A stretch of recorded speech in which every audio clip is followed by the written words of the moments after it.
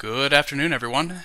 This is Henry Gambell with simplertrading.com, and in tonight's free video, I wanted to show you a couple of things that I'm setting up here in Square and in PayPal.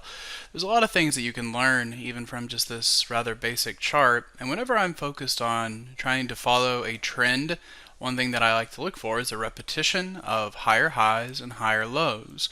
So in this example, if you were to look at this swing high against this swing low and then project it from this high, notice how that move is symmetrical down here into this low at 209. So anytime you see these types of reflections in the market, it can really help you find lows because, this correction is just correcting the way that it did previously.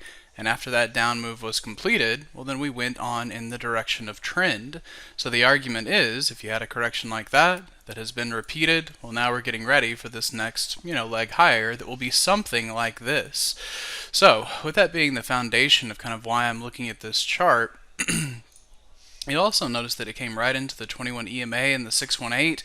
All of that is combined with this daily squeeze. So I like the idea of looking at, instead of just being straight up long and going out and buying this in the series that revolves around earnings, I like buying these around earnings because what you will usually find is that the rising implied volatility can kind of put the wind to your back.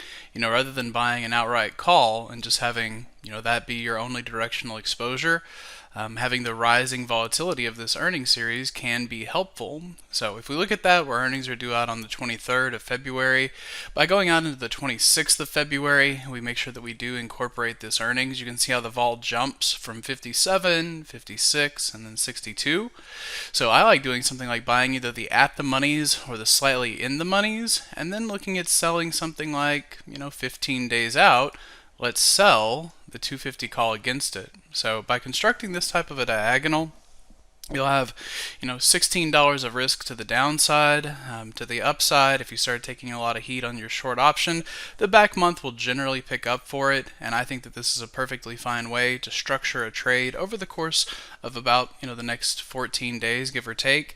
When the short option falls off, you can either roll it or you can just wrap up the entire trade, and I would look at doing something very similar and actually have established a position here in PayPal. So you can see that this trade was put on at the earlier, a little bit earlier in the week, but it's exactly the same premise, and I think that the trade is actually still good.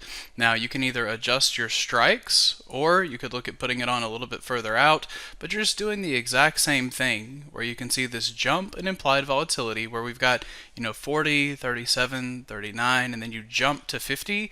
This is the series that you're looking to purchase, and then you sell something that will not suffer from rising implied volatility to help take a little bit of your deltas off and try to give you better theta decay. So those are two payment processors that I think are destined for higher prices. Spreading the risk should make it a little bit easier to participate in that bullish movement as we get into earnings. So I hope that's helpful, gives you a couple of trade ideas over the next couple of weeks, and we'll see you at the next free video.